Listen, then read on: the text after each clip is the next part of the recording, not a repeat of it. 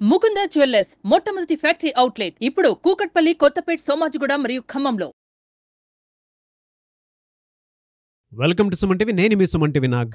కోల్కతా ఇన్సిడెంట్కి సంబంధించినటువంటి విషయంలో కనుక మనం చూస్తే ఇవాళ మమతా బెనర్జీ కొంతమంది డాక్టర్స్ తోటి మాట్లాడటం జరిగింది. నేను ఒక సీఎంగా రాలేదు, మీకు ఒక అక్కగా వచ్చాను భరోసా ఇవ్వడానికి అన్నట్లు మాట్లాడటం జరిగింది. అది కపట నాటకమా, లేదు అని అంటే నిజంగానే జస్టిస్ కోసం ఆవిడ కూడా ఆ విధంగా వెళ్ళి మాట్లాడటం జరుగుతుందా? దీనికి సంబంధించినటువంటి కీలక అప్డేట్స్ ఏంటి? అండ్ ఆ విధంగా మాట్లాడడానికి అంటే ఇది ఎక్కడి వరకు వెళ్తుందో అనుకున్నటువంటి ఆలోచనతోనూ లేదంటే భయాందోళనతోనూ అక్కడ దాకా వెళ్ళటం జరిగిందా? ఎందుకు అని అంటే ఇప్పటికే దాని మీద రాష్ట్రపతి స్పందించడం జరిగింది, త్వరితగతిన జస్టిస్ ఇవ్వండి అని చెప్పేసి. దాంతోపాటు అక్కడ ఉండేటువంటి గవర్నర్ కూడా స్పందించడం జరిగింది. ఇప్పటికే పార్టీలో ఉండేటువంటి కొన్ని కీలక నేతలు ఎవరైతే ఉన్నారో వాళ్ళు కూడా మండిపడుతున్నట్టు తెలుస్తుంది. అయితే ఇది ఎక్కడి వరకు వెళ్ళే అవకాశం ఉంది అండ్ దీని వెనక ఉండేటువంటి స్టోరీ ఏంటి అనేది ఈ రోజు మనతో పాటు హైకోర్టు అడ్వకేట్ రవీంద్రనాథ్ గారు ఉన్నారు. అది వారి మాటలోనే తెలుసుకుందాం. Hello sir. హాయ్ అండి నాగరాజ్ గారు. ఈ మధ్య కాలంలో అంటే మొన్నటి వరకు 30 days వరకు ఆవిడే స్టేట్మెంట్ ఇవ్వలేదు, ఏ స్టేట్మెంట్ మాట్లాడలేదు. కానీ ఇప్పుడు మాత్రం చాలా కొత్తగా 2 days నుంచి కనుక మనం చూస్తే ఒక కొత్త బిహేవియర్ని మనం చూస్తూ ఉన్నాం మమతా బెనర్జీలో. నాకు పదవి కంటే కూడా జస్టిస్ జరగడం ముఖ్యం అన్న ఇదిగా మాట్లాడుతున్నారు. 30 రోజుల్లో ఎప్పుడు ఏ రోజు మాట్లాడలేదు సార్ ఆవిడ. ఇది నిజం. సెకండ్ది, నిన్నటి నుంచి కనుక మనం చూస్తే కాళ్ళబేరానికి వచ్చారా అన్న విధంగా మనకు ఉన్నట్లుంది. కానీ బట్ అటువైపు నుంచి చూసేవాళ్ళకి ఎలా అంటే being a CM, being a home minister, being a health minister నిజంగానే కంచం చూపిస్తున్నారా అనుకున్నటువంటి ఆలోచన అయితే రాక మానదు అన్న విధంగా, అంటే సానుభూతి కోసం చేస్తున్నారా అన్న ఆలోచన అయితే కొంతమందిలో కలుగుతూ ఉంది.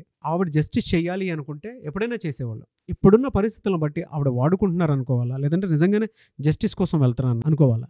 నాగరాజ్ గారు, ఈరోజు కలకత్తా సాల్ట్ లేక్ ప్రాంతంలో జరిగినటువంటి కొన్ని పరిణామాలు మనం దగ్గరగా చూసినట్లయితే మమతా బెనర్జీ గారి యొక్క కొత్త రూపాన్ని మనం చూడగలిగే అవకాశం దొరికింది ఈరోజు. లాస్ట్ 2 days నుంచి చూస్తున్నాం ఈ స్టేట్మెంట్స్ అన్ని మనం. అయితే నాగరాజ్ గారు, ఈరోజు మన సాల్ట్ లేక్ ప్రాంతం అంటే ముఖ్యంగా ప్రభుత్వ ఆఫీసులు ఎక్కువగా ఉన్నటువంటి ప్రదేశం ఉన్నటువంటి సాల్ట్ లేక్, కలకత్తాలో ఉన్నటువంటి సాల్ట్ లేక్ ప్రాంతంలో ఒక విచిత్రమైన పరిస్థితిని మనం చూసాం. మధ్యాహ్నం 1 గంట ఆ ప్రాంతంలో మమతా బెనర్జీ గారు తన క్యాంప్ ఆఫీస్ విడిచిపెట్టి 1 గంట ప్రాంతంలో ఎక్కడైతే సాల్ట్ లేక్ సెక్టర్ 1లో ఈ నిరసనకారులు ఎక్కడైతే ధర్నా తెలుపుతున్నారో ఆ ప్రాంతానికి ఆవిడ వడివడిగా వచ్చారు. వచ్చేసరికి ఎవరు ఎక్స్పెక్ట్ చేయలే. మొన్నటి వరకు ఏం జరిగింది, నిరసనకారులు అక్కడికి వెళ్ళి ఒక 2 గంటల పాటు వెయిట్ చేశారు. ఆ ప్రాంతంలో తన సెక్రటేరియట్ నిబంధన హౌస్ దగ్గర మమతా బెనర్జీ గారు వెయిట్ చేశారు. నిరసనకారులు వస్తే వాళ్ళతో చర్చలు జరుపుదామని. సరే, తర్వాత వాళ్ళు లైవ్ టెలికాస్ట్ చేయమని చెప్పారు.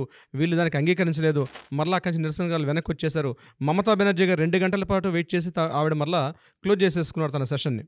అయితే ఈరోజు మధ్యాహ్నం 1 గంట ప్రాంతంలో జరిగిన సంఘటన ఎలా ఉందంటే, ఆవిడ డైరెక్ట్గా కారు దిగి ఎక్కడైతే నిరసనకారులు వేలాది మంది ఎక్కడైతే టెంట్ల కింద ధర్నాలు చేస్తూ కూర్చున్నారో ఎవ్వరు ఎక్స్పెక్ట్ చేయలే. అసలు మమతా బెనర్జీ గారు వస్తారని ఊహించిన కూడా లేదు. అటువంటి ప్రదేశానికి ఆవిడ కారు దిగి తన సెక్యూరిటీ తోటి స్ట్రైట్గా ఎక్కడైతే నిరసనకారులు ఉన్నారో ఆ ప్రాంతానికి వచ్చారు. వచ్చేటప్పుడు అక్కడ దృశ్యాన్ని చూసినట్లయితే ఒక్కసారి ఒక విచిత్రమైన పరిస్థితి ఎదుర్కొంది. మీడియా వాళ్ళు ఎక్స్పెక్ట్ చేయలేదు. మీడియా కూడా ఇన్ఫర్మేషన్ లేదు. అందరూ కూడా వర్షం పడుతోంది, ఎవరి ప్రదేశాలు ఉన్నారు, ఏదైనా న్యూస్ వస్తే మాట్లాడదని చెప్పేసి. ఎప్పుడైతే మమతా బెనర్జీ గారు రావడం జరిగిందో ఒక్కసారి నినాదాలు దిక్కులు పెక్కటిలేలా రావడం మొదలుపెట్టారు. నిరసనకారులు ధర్నా చేస్తున్న వాళ్ళందరూ కూడా వేలాదిగా వాళ్ళు ఉన్నటువంటి ప్రదేశం వర్షం పడుతున్న లెక్క చేయక ఎక్కడెక్కడ టెంట్లు వేసుకున్నారు. అది కూడా అద్దె టెంట్లు వేసుకుంటున్నారు. అక్కడ డైలీ పేమెంట్ చేస్తున్న టెంట్లు అవి. అక్కడ కూర్చుని ఒక్కసారి గట్టిగా అరిచారు. మమతా బెనర్జీ నడుచుకుంటూ ఆ ప్రదేశం సెంటర్లోకి వెళ్ళారు. చుట్టూ ఒక విచిత్రమైన వాతావరణం అక్కడ నెలకొంది. సుమారుగా 10 నిమిషాల సేపు కంటిన్యూగా ధర్నా చేస్తూనే ఉన్నారు, అరుస్తూనే ఉన్నారు. ఆవిడ కీప్ సైలెన్స్, ఎవరితో మాట్లాడలే.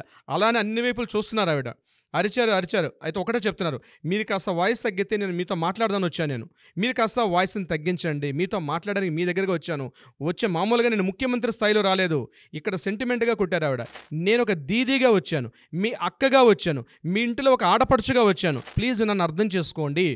నేను ముఖ్యమంత్రి స్థాయిలో ఈ ప్రదేశాన్ని నేను విజిట్ చేయలేదు అని ఎప్పుడైతే ఆ వర్డ్ అన్నారో, ఎప్పుడో మనం 1895లో వివేకానందుడు చికాగో మహాసభలకు వెళ్ళేటప్పుడు my dear sisters and brothers అని ఎప్పుడైతే చెప్పారో ఇమ్మీడియట్గా ఎలా అయితే ఆ ప్రదేశం అంతా కూడా సైలెంట్ అయిపోయిందో అదే వాతావరణం బహుశా 2024లో ఈరోజు జరిగిన సంఘటన మరలా మనం లైవ్లో చూసినట్టు అయింది.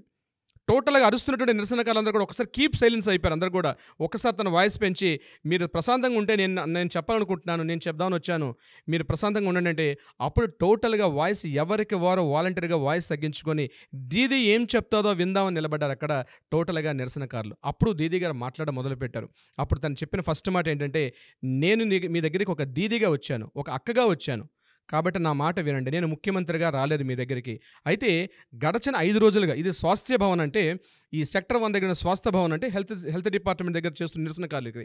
ఈ స్వాస్థ్య భవన్ బయట మీరు రాత్రంతా కూడా, నిన్న రాత్రి కుండపోత వర్షం కురిసింది, మీరు ఆ వర్షాన్ని లెక్క చేయకుండా ఆ వర్షంలో తడుస్తూ కూడా మీరు ఆ ఏదైతే యాజిటేషన్ చేస్తున్నారో, నేను పడుకున్నట్టు నా ఇంట్లో నాకు నిద్ర పట్టలేదు, మీ అరుపులే నా చెవులో గింగిరాలు తిరుగుతున్నాయి, నాకు అవి రింగుము తిరుగుతున్నాయి ఆ వాయిస్, నేను నైట్ ఫుడ్ కూడా తినలేదు, నేను భోజనం తీసుకోలేదు, రొట్టె తిందామని ప్రయత్నం చేశాను కానీ ఆ తినకుండా పక్కన పడేశాను, మీ అరుపులే నా చెవుల్లో వినిపిస్తున్నాయి, అలాగే నాకు నిద్ర పట్టలేదు, నా డిపార్ట్మెంట్లో ఉన్న అందరిని కూడా పిలిచి మాట్లాడాను, ఏం జరుగుతుంది, అయితే పోలీసులు ఆవేశపడుతున్నారు, వాళ్ళందరినీ నేను కంట్రోల్ చేశాను, మీ మీద ఎటువంటి ప్రతిచర్య చేయొద్దు, మిమ్మల్ని కొట్టొద్దు తిట్టొద్దు, వాళ్ళు చేస్తున్న నిరసనకాలని కంటిన్యూ చేయనివ్వని చెప్పి నేను వాళ్ళతో మాట్లాడడం జరిగింది.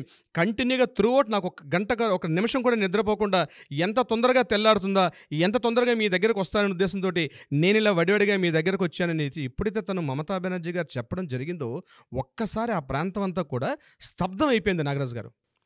అంటే ఒక ముఖ్యమంత్రి స్థాయి వ్యక్తి, కొన్ని లక్షలాది మంది ఒక దేవతగా పూజించుకున్నారు, మట్టి తల్లి అంటారు, నేల తల్లి అంటారు, ఇంకా చెప్పాలంటే మమతా బెనర్జీని సాక్షాత్ ఒక దుర్గాది అవతారంగా కొలుస్తారు కొన్ని ప్రాంతాల్లో మమతా బెనర్జీని.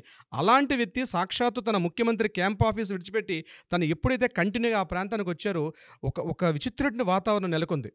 ఒక్కటే రిక్వెస్ట్ చేశారు, మీ డ్యూటీస్లోకి మీరు తిరిగి వెళ్ళండి, మీరేదైతే డిమాండ్స్ ఉన్నారో నేను మా డిపార్ట్మెంట్ వాళ్ళతో మాట్లాడి పరిష్కరిస్తాను, ఆల్రెడీ సుప్రీంకోర్టు ఆర్డర్ కూడా ఉంది, మిమ్మల్ని 10వ తారీఖు తర్వాత ఇమీడియట్గా డ్యూటీస్లో జాయిన్ అవ్వమని చెప్పి.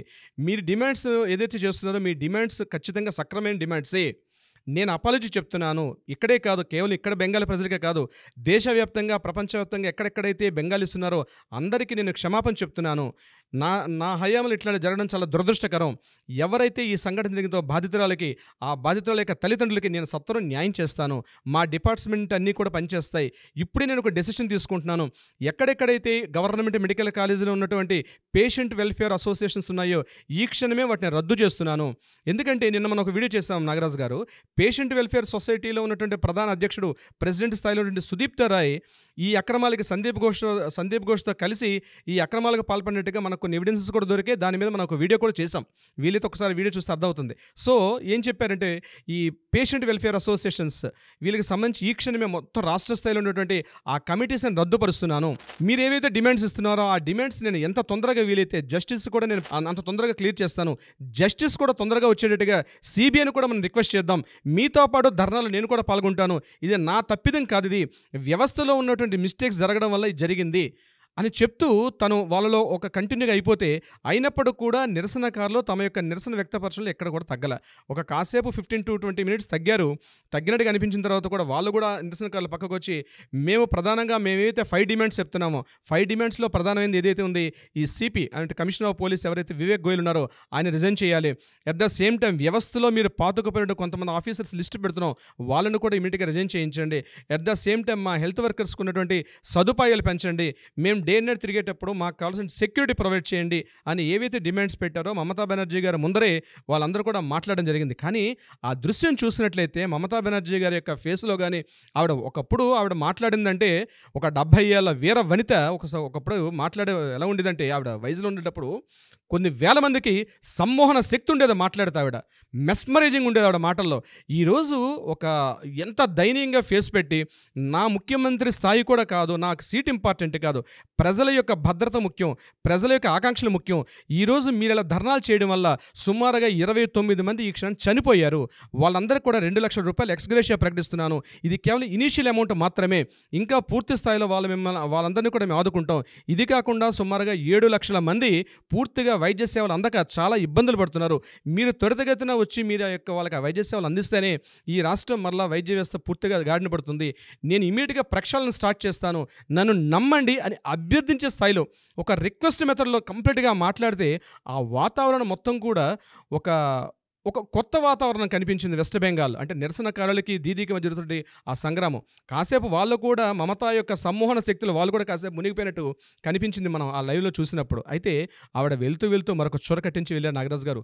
ఏమన్నారంటే, this is my last attempt, నేను మిమ్మల్ని ఇది లాస్ట్గా చివరి ప్రయత్నంలో కోరుతున్నాను, ఇది గుర్తు పెట్టుకోండి అని చెప్పారు ఒక word. This is my last attempt. బెదిరింపు ఇంకొక సైడ్. ఇది నా చివరి attempt, this my last attempt అన్న వర్డ్ రిపీటెడ్గా 3-4 టైమ్స్ వాడి వడివడిగా నడుచుకుంటూ అక్కడి నుంచి మళ్ళీ కారెక్కి వెళ్ళిపోయారు. మీడియా ప్రతినిధులందరూ కూడా రౌండప్ చేశారు, ఏమైనా మాట్లాడతారని చెప్పి. ఎవరితో మాట్లాడకుండా తన కారులోకి వెళ్ళి తన క్యాంప్ ఆఫీస్లోకి వెళ్ళిపోయారు మమతా బెనర్జీ గారు. అయితే వెళ్ళిన తరువాత జరిగిన సంఘటన డిఫరెంట్ సిచ్యుయేషన్. ఎవరైతే చీఫ్ సెక్రటరీ మనోజ్ పంత్ గారు ఉన్నారో, ఇందాక జస్ట్ ఒక 2 hours బ్యాక్ ఒక ప్రెస్ నోట్ రిలీజ్ చేశారు నిరసనకారులకి. శనివారం, ఈరోజు 14 సెప్టెంబర్, ఈరోజు సాయంత్రం 6 గంటలకి దీదీ తన హౌస్లో, తన ఇంట్లో వెయిట్ చేస్తుంటారు, మీ నిరసనకారులు ఎవరైనా వచ్చి మాట్లాడొచ్చు అని ఒక లెటర్ పంపించడం జరిగింది. మరి దానికి నిరసనకారులు ఎలా స్పందిస్తారన్నది బహుశా మనం వెయిట్ చేస్తే న్యూస్ అందే ప్రయత్నం జరుగుతుంది. 6 గంటలకి మరి నిరసనకారులు వెళ్తారా లేదా వెళ్ళరా, ఆ ముఖ్యమంత్రి స్థాయిలో ఇచ్చినటువంటి మమతా బెనర్జీ గారు ఇచ్చిన ఆ రిక్వెస్ట్ని యాక్సెప్ట్ చేస్తారా చేయరంది మరి మనకు కొద్ది గంటల్లో తెలిసే అవకాశం అయితే ఉంటుంది దీనికి సంబంధించి. At the same time DGP అయినటువంటి రాజీవ్ కుమార్ గారు కూడా ఒక అపీల్ చేశారు, మీరందరూ కూడా మీ ఇమీడియట్గా మీ నిరసనలు క్లోజ్ చేసుకొని మీరు ఇమీడియట్గా మీ ఇళ్ళకి వెళ్ళండి, డెఫినెట్గా రాష్ట్ర ప్రభుత్వం దీని యొక్క చర్యలు తీసుకుంటుంది, జ్యుడిషియల్ వ్యవస్థ ఉంది కాబట్టి న్యాయం వచ్చే అవకాశం ఉంటుంది, ఎంతవరకు అవకాశాలు ఉంటే మీ తరపున మేము కూడా పోరాట చేస్తామని డీజీపీ గారు ఒక రిక్వెస్ట్ ఇచ్చారు. హెల్త్ సెక్రటరీ గారు ఎన్ఎస్ నిగమ్ గారు ఆయన ఒక లెటర్ ఇవ్వడం జరిగింది. మనోజ్ పంత్ గారు ఒక లెటర్ ఇచ్చారు. ఏదేమైనప్పటికీ కూడా ఒక విచిత్రమైన ఒక సిచ్యువేషన్ అక్కడ ఫామ్ అయింది ఈరోజు. మరి 6 గంటలకి నిరసనకారులు వెళ్తారా వెళ్ళరంది మనం నెక్స్ట్ ఎపిసోడ్లో మాట్లాడదాం నాగరాజ్ గారు. డెఫినెట్గా అండి, మరి కొద్దిసేపట్లో తెలుస్తుంది. ఈరోజు ఎంత లేట్ అయినా సరే చేసేసి వెళ్దాం సార్. తప్పనిసరిగా నాగరాజ్ గారు. ఏదేమైనా we want justice, we demand justice. ఒక్కొక్క సరికొత్త ఆలోచనకి, ఒక మంచి జస్టిస్కి ఇది పునాది కాబోయే అవకాశం ఉందా లేదా అనేది మరి కొద్దిసేపట్లో తెలుస్తుంది. ఎనీవేస్ థ్యాంక్ యూ అండి, thank you so much Ravindranath గారు. Thank you so much Nagaraj గారు.